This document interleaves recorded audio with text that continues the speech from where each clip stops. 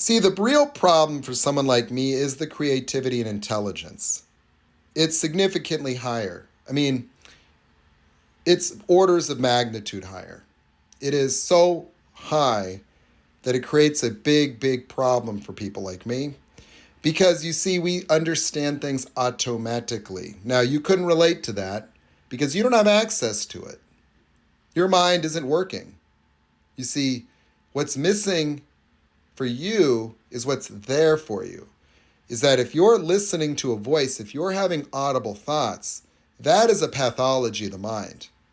That if your mind was silent, then what would make available is the visualization of reality.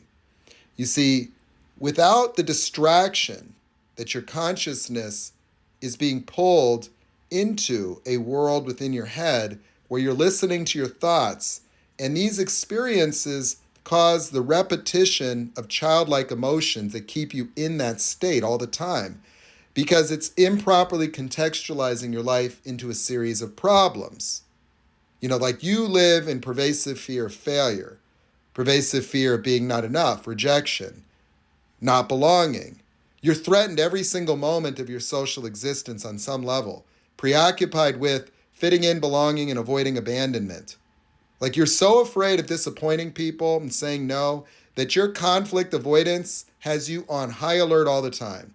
You're either a people pleaser or a narcissist, but either way, you're either a wolf or a wolf's in sheep's clothing, or you're a sheep.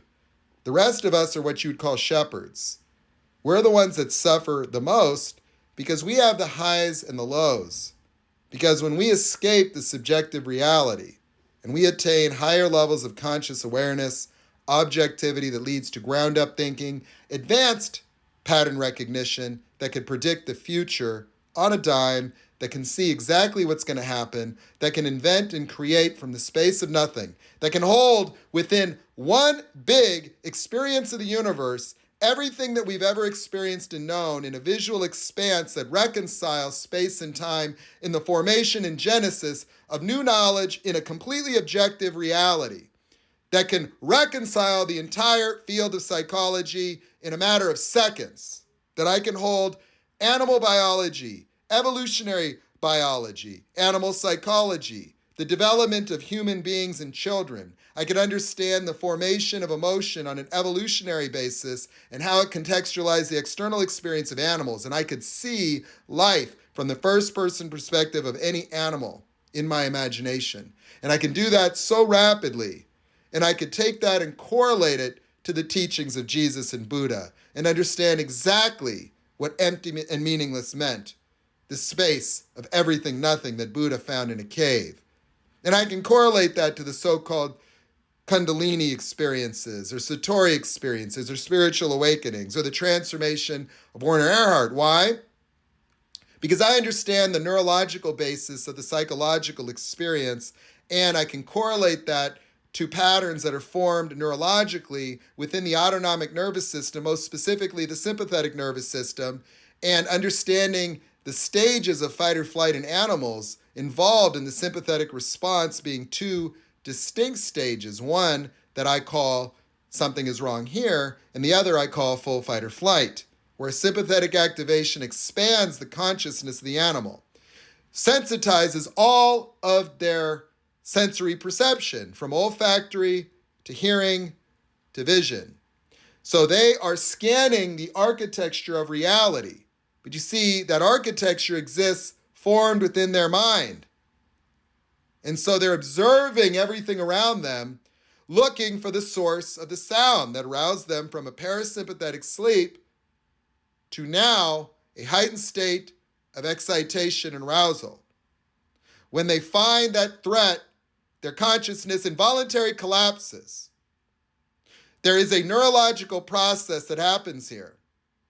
This pattern recognition is actually something that is only neurological, not experiential, because the experiential happens to involve specific neurological patterns. The sympathetic nervous system memorizes the neurological pattern of the very first fight or flight reaction of the animal, so that later, when those patterns are triggered, neurologically triggered, The behaviors that the animal developed to escape the fox, the rabbit running from the fox, the fear that the rabbit had, will be automatically replicated from the sympathetic nervous system, interceding upon the higher cognitive functions of the cerebral cortex, replicating the same neurological output that the first fight or flight encounter created, thus bypassing the cerebral cortex in its necessity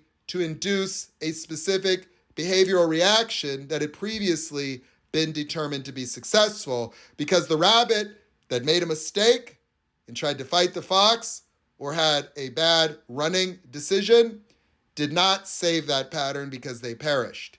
And so the fight or flight reaction saves previously successful behavioral and emotional responses in a collapsed state of consciousness, where the total sum of the awareness that would be generated within all the individual cortices of the brain and then fed to the conscious experience is reduced, neurologically speaking.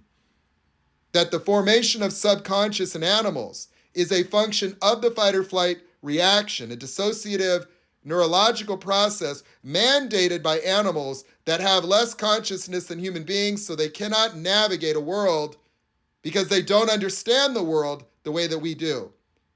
And so animals not understanding life or death, or understanding the cause and effect of nutrition through eating, animals don't understand mating and reproduction. And so their behaviors are powerful, instinctive emotional drives, and emotions are what add context to the experience of the outside world. And animals don't have an experience themselves segregated from that outside world. They all have present moment consciousness by default. Human beings are the only animals that suffer emotionally because we created this notion, an illusion of me, that pulls us into this distracted analytical mind. That is the difference between me and you. Both on a cognitive and intellectual level, I have greater access to sums of cognitive abilities that are objective, that are forming independent of my own notion of self, because when I'm in observance of what's happening, there is no self because I'm not observing self. You see, you're always observing yourself. Your whole reality is nothing but a giant maze that you project, a multitude of triggers. Let's go through a few of these triggers, shall we? Something's wrong here. I'm not good enough. Something's wrong with me. Confusion, abandoned, broken, alone, small, helpless, powerless, weak, hopeless. Sounding familiar? Something's wrong with me, broken. And so as you try to overcome not good enough, not good enough, not good enough, you arbitrarily project that onto life, because your mind forms reality, both as a collusion between the external world that takes form and then the emotions that add context to it. But you see, what happens is when the animal goes, something's wrong here, their consciousness collapses around the fox, and those neurological patterns are saved. So the perceptions are captured only neurologically, so that when the same things are seen in the future, the same patterns will be activated, triggering the same reaction. Well, the human being is different. The human being is different because we invented language somewhere around 10,000 years ago. The word me is the illusion of a segregated space within your mind where everything that you see is already within your mind. There isn't anything out there that isn't in your mind, because guess what? If your brain wasn't working, there would be no out there, is there? It'd be lights out. And so everything you see is formed within your mind already, and present moment consciousness is a restoration to have your full attention on reality. That is why it feels like being one in Zen Buddhism.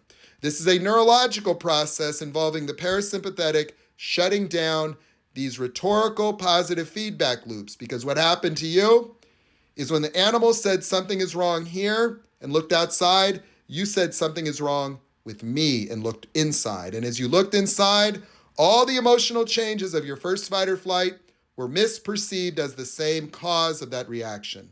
So the cause and the reaction itself are one and the same, paradoxically formed